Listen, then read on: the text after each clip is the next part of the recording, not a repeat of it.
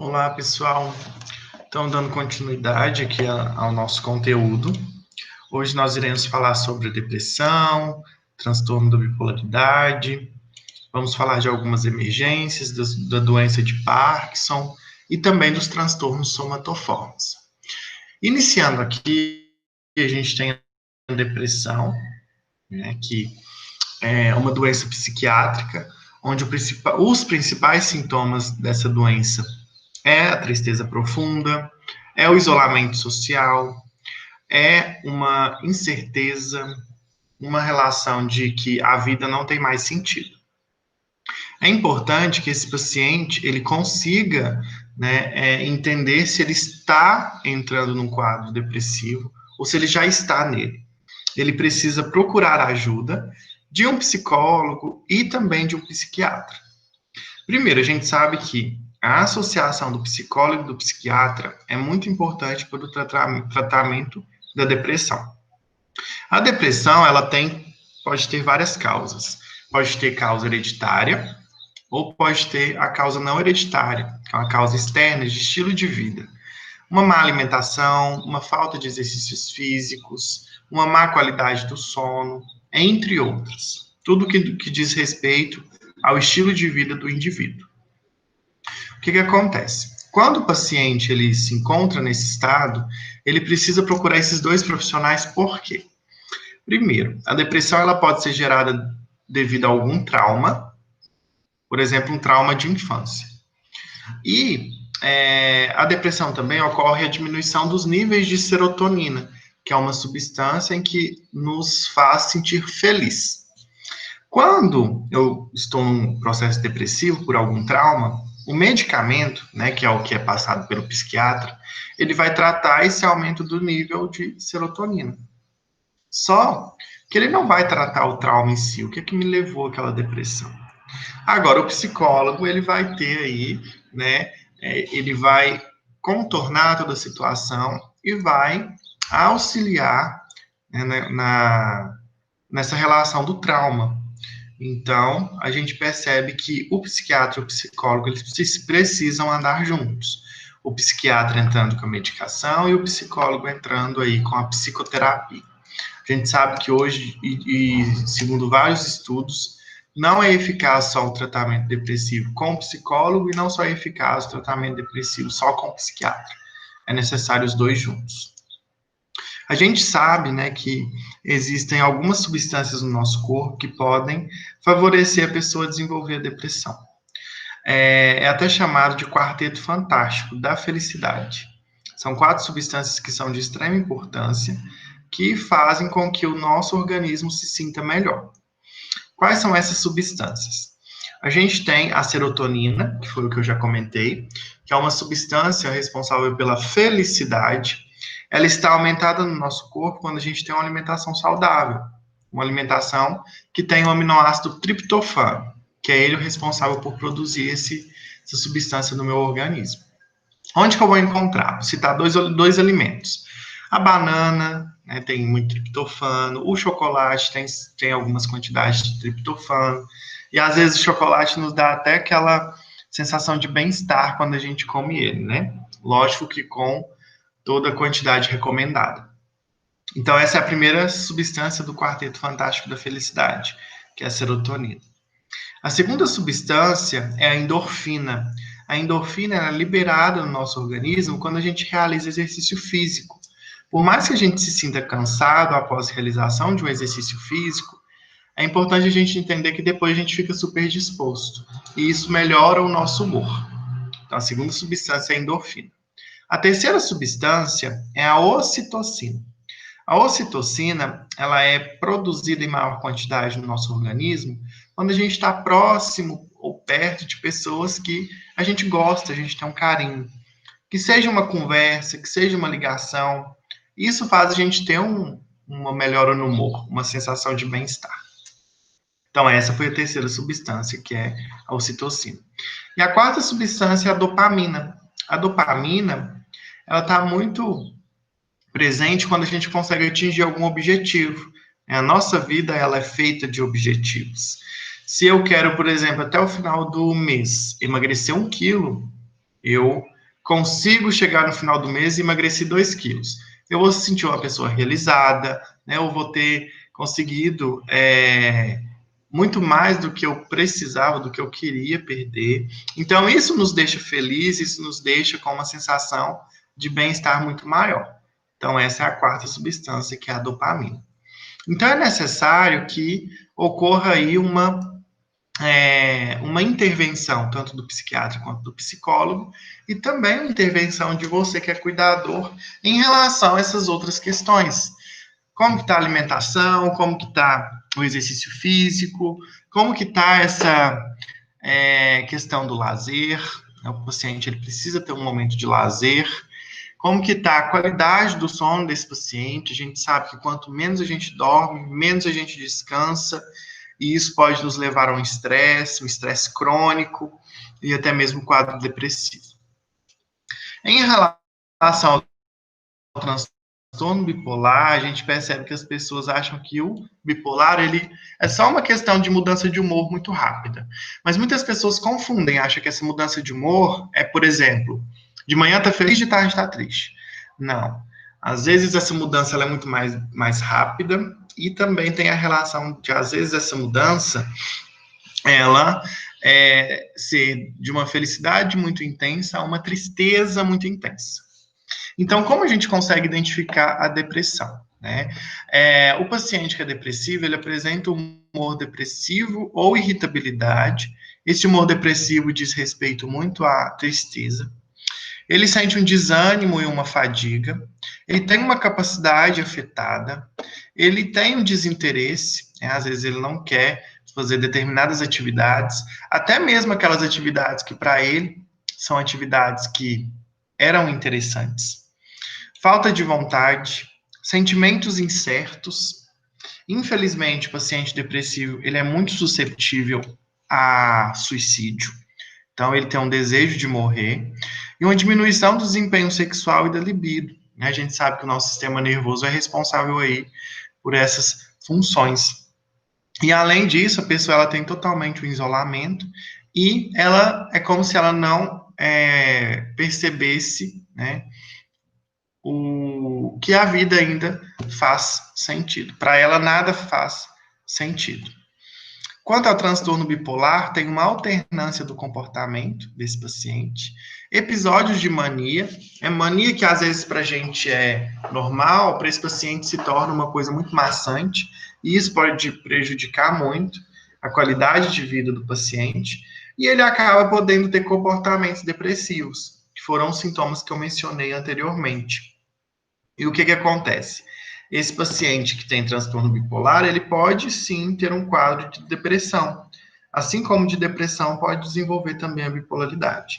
Então, os dois podem ser aí patologias que estão associadas ao mesmo paciente. Qual que é o papel, né, de você que é cuidador com o paciente depressivo e que tem o transtorno bipolar? Ter muita cautela nas palavras. É muito importante que a gente saiba o que a gente vai falar com aqueles pacientes. Eles já estão fragilizados em relação à doença. Evitar tentar procurar o que causou, né, aquela depressão. A gente sabe que a depressão pode ser hereditária, mas na maioria das vezes pode ser um trauma, né, que a pessoa teve na infância, pode ser uma perda de uma pessoa querida, seja parente ou não, pode ter sido aí um fim de relacionamento, uma crise financeira. Então, quando a pessoa já está nesse quadro, né, o maior interesse é retirar ela desse quadro clínico. Então, é importante fazer aquilo, né, no presente, para melhorar aquela situação. E entender, né, o que a gente fala de empatia, tentar colocar no lugar do paciente. Por mais difícil que seja, isso é muito legal para a gente evitar, né, de acabar magoando esse paciente. Ter cautela nas ações, assim como nas palavras, também nas ações. Fazer com que esse paciente realize exercícios físicos para melhorar a endorfina, ter uma reeducação alimentar para melhorar a serotonina, colocar objetivos para esse paciente fazer, né, para ele melhorar a dopamina, e ter o contato afetuoso, com carinho, né, deixar ele fazer ligações para quem ele gosta para melhorar a ocitocina. São aqueles quatro componentes ali do quarteto fantástico da felicidade. Três métodos muito importantes aí para a pessoa que tem depressão e bipolaridade é o yoga, a meditação e a reflexão. E é necessário acompanhar a evolução clínica desse paciente, que seja uma evolução negativa ou positiva. É importante que esse paciente ele consiga ter uma evolução positiva.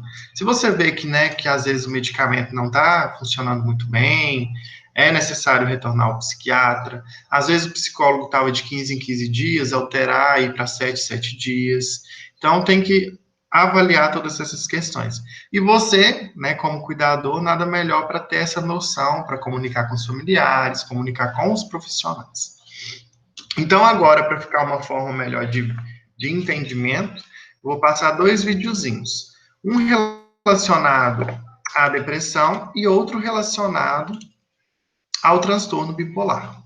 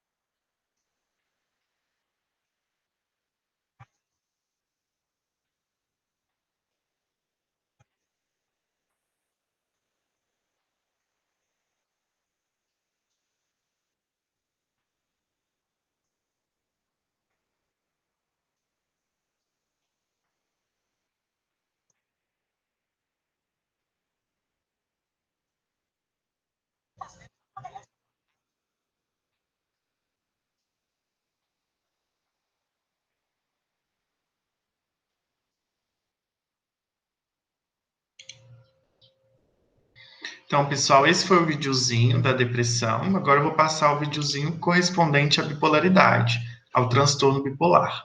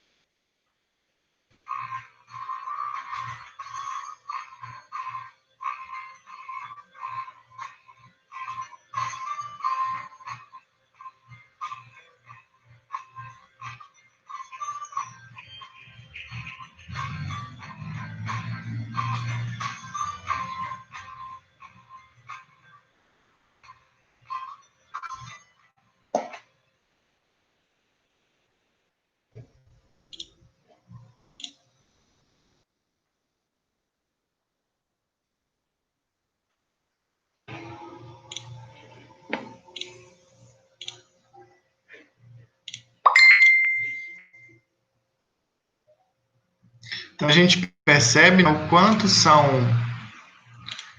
distúrbios diferentes e que, às vezes, as pessoas confundem bastante. Acham que são bem parecidos, mas, na verdade, alguns sintomas ali são diferentes mesmo. Então, quanto à emergência a domicílio, a gente tem aí algumas questões que são importantes a gente entender para a gente conseguir salvar uma vida. A gente sabe que os primeiros socorros são aqueles primeiros cuidados a serem realizados com o paciente, né, com uma vítima, na verdade, de um acidente ou de um incidente.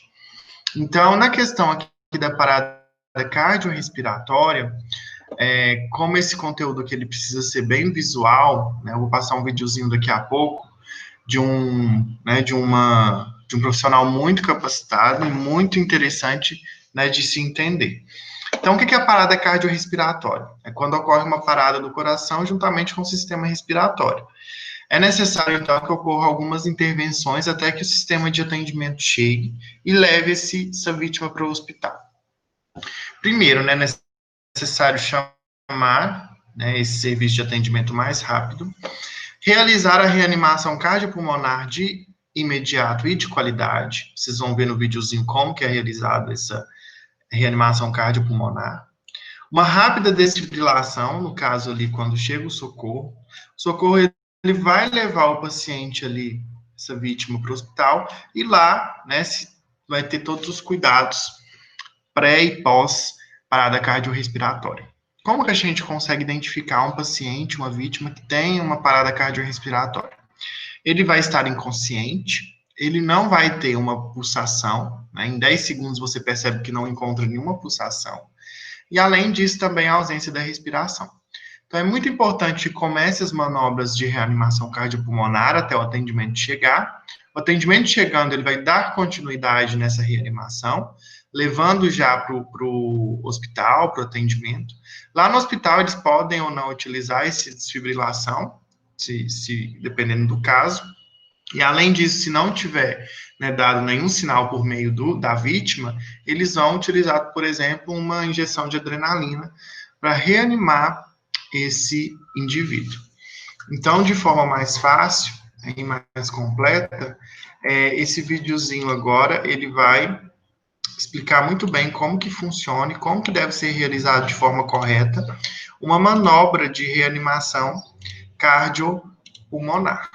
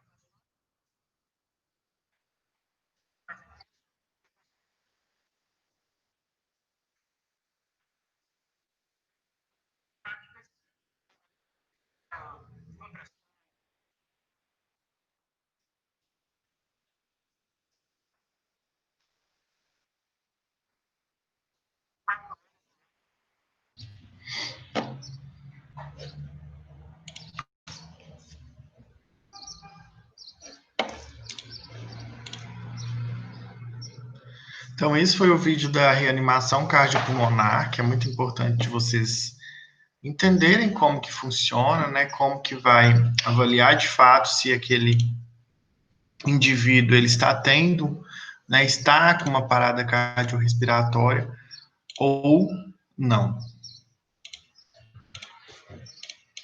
Dando então continuidade aqui no nosso tema, né? Foi falado agora da parada cardiorrespiratória e a gente vai falar agora um pouquinho da convulsão.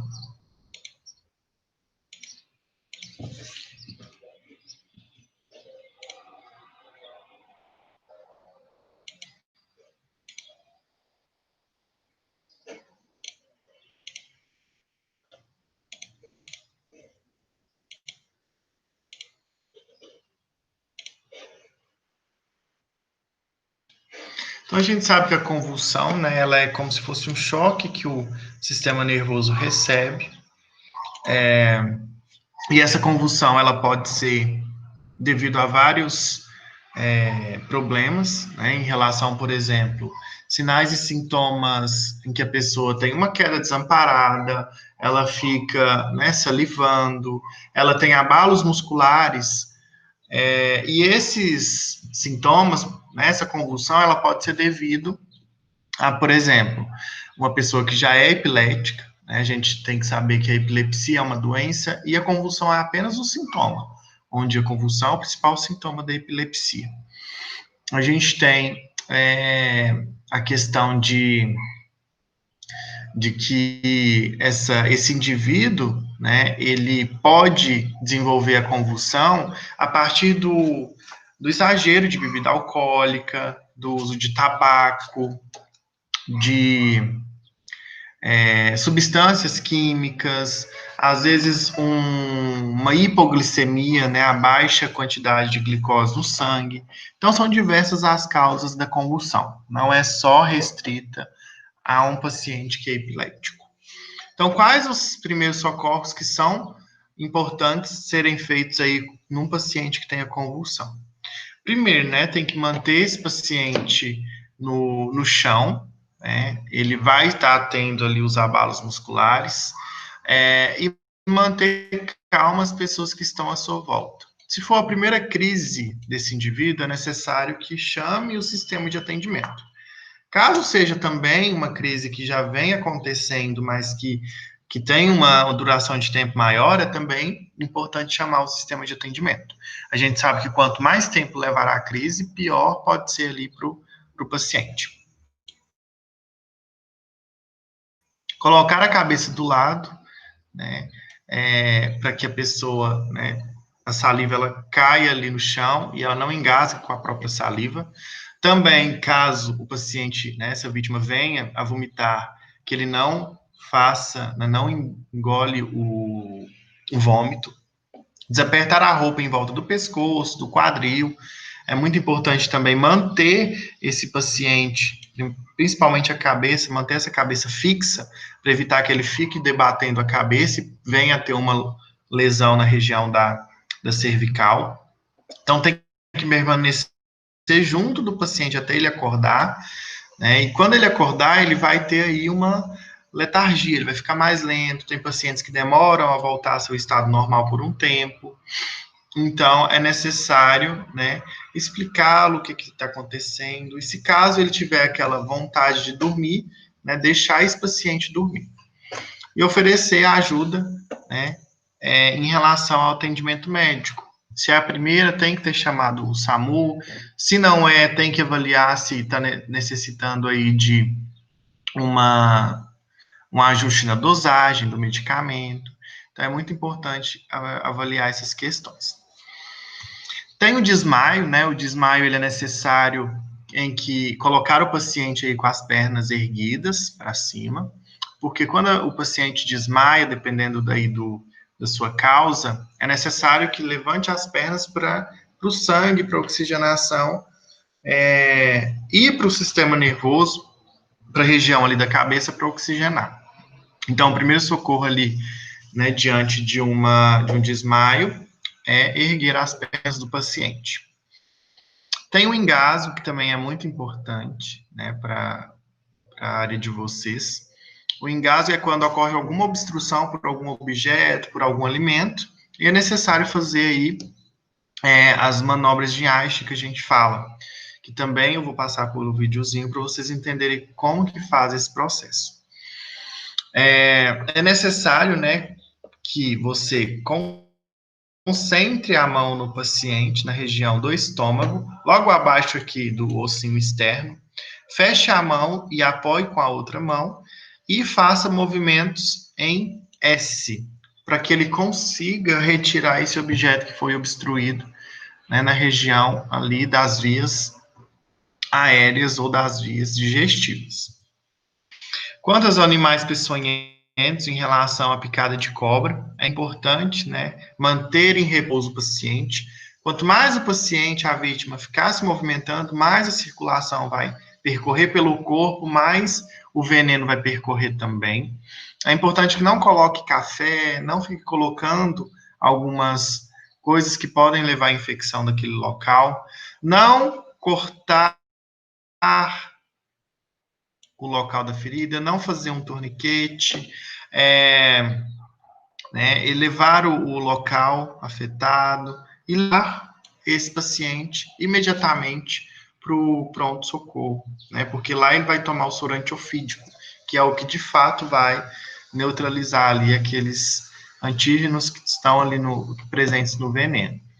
Então, hidratar também o paciente, acalmar o paciente para evitar que ele fique tão nervoso, porque o nervosismo faz com que aumente também a pressão arterial, e isso vai levar com que o veneno percorra ainda mais até o organismo desse paciente.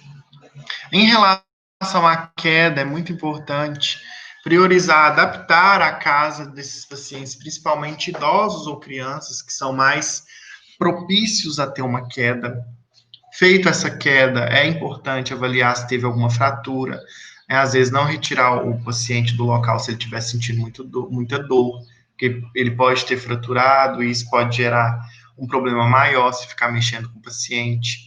Avaliar a questão de se ele teve, né, algum sangramento em alguma região. Então, na questão da queda, é importante isolar o paciente e levar para um pronto-socorro, aí, dependendo da queda. Lembrando que pacientes idosos têm uma propensão a mais de ter queda, às vezes por tomar um calmante, por ser mais frágil em questão do sistema ósseo. Então, é importante uma adaptação na casa desse paciente. Colocar, né, tapetes antiderrapantes, que são grudados ao chão, evitar tapetes móveis, corrimão, tirar objetos que estejam no centro de algum cômodo, que seja de uma sala, de um quarto, para evitar que o paciente bata ali a qualquer região. Quanto à desidratação, vômito e diarreia, é necessário procurar um atendimento, mas, né, a gente tem aí que hidratar o paciente para evitar que ele tenha ainda uma desidratação mais severa e venha desidratar no caso de vômito e de diarreia.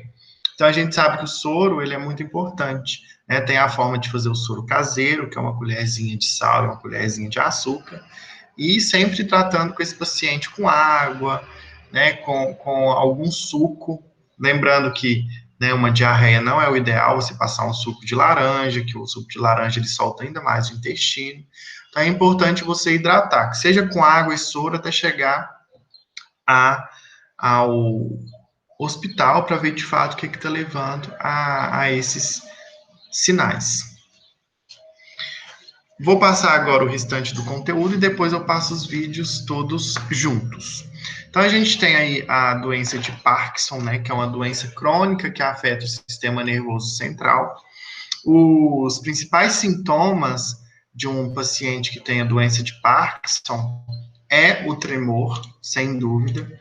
É lógico que não se limita só aos tremores, né, mas também uma lentidão nos movimentos, uma rigidez muscular e também desequilíbrio. De início, o paciente ele vai ter esses tremores, né? E esses tremores podem estar nas extremidades, como nos pés e nas mãos, mas pode ir aumentando, né, de velocidade aí quando acontecer de ir progredindo essa patologia.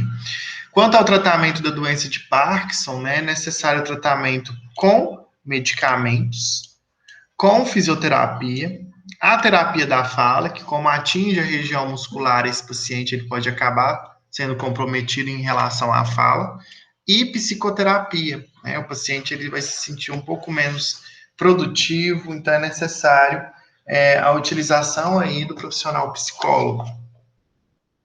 Então, como você vai cuidar desse paciente sendo cuidador? Adequar a moradia do paciente, porque acaba tendo umas limitações em relação a esses tremores, ajudar ele na deglutição, na alimentação, na higiene pessoal, ajudar, auxiliar ele na realização dos exercícios físicos e promover também o apoio emocional. Lógico que como você vai levar esse paciente ao psicólogo, né, você também tem que ter um papel em relação ao cuidado mental desse paciente. Enquanto as doenças, né, os transtornos somatoformes, a gente fala que são transtornos que são de grupo de doenças psiquiátricas. E dentro, né, desses grupos de doenças, a gente tem a somatização, né? O que seria essa somatização? São sintomas físicos que, na verdade, são inexplicáveis, que são manifestados antes dos 30 anos e que podem durar vários anos. Inclui dor, né? Dor do estômago, dor de cabeça, dor no corpo e fadiga em excesso. A gente tem a hipocondria, né? A gente fala que a pessoa é hipocondríaca, que é, na verdade, um medo de ter uma condição médica com risco de vida. Essa pessoa acaba, né, utilizando uma quantidade muito grande de medicamento para tentar prevenir ou evitar alguma doença. E, na verdade, essa pessoa acaba tendo sendo prejudicial para ele a utilização desses medicamentos. Temos aí o transtorno de conversão, né, que dentre todos os sintomas são aí associados o prejuízo na coordenação ou no equilíbrio, perda de voz, uma dificuldade para engolir, uma paralisia ou fraqueza localizada, sensação de nó na garganta, sensação de tato, cegueira, surdez, alucinações e pode ter até o quadro convulsivo. A gente tem dentro também desses transtornos o distúrbio da dor, onde esse paciente sente uma dor persistente, angustiante e intensa. E acaba sendo uma dor que não tem explicação, né, por ser um processo fisiológico ou um transtorno físico. E, por fim, o distúrbio dismórfico corporal, né, onde o paciente ele apresenta uma intensa preocupação quando é uma deformidade imaginária da sua aparência física, que ocasiona aí um significativo incômodo para esse paciente. Então, é muito importante, né, você como cuidador ter um papel em relação a esses transtornos somatoformes que a gente fala, que é o companheirismo, ter uma atenção, bondade, ter uma mansidão, saber levar esse paciente, ter um carinho, um respeito, porque acaba entrando no grupo de doenças psicológicas, né, psiquiátricas, e que precisa ter aí um cuidado maior em parte do cuidador. Então, agora, para a gente conseguir entender melhor o que a gente comentou aqui durante as aulas, eu vou passar aqui uns videozinhos, né, um videozinho em relação à convulsão, para vocês entenderem melhor como que ocorre a convulsão, o que é a convulsão, o mal de Parkinson, também as manobras de desengasgo, né? O desengasgo ele é muito importante e ele influencia tanto, né, nas faixas etárias de criança, como também dos idosos. Então, só um minutinho que eu vou colocar agora aqui para vocês assistirem.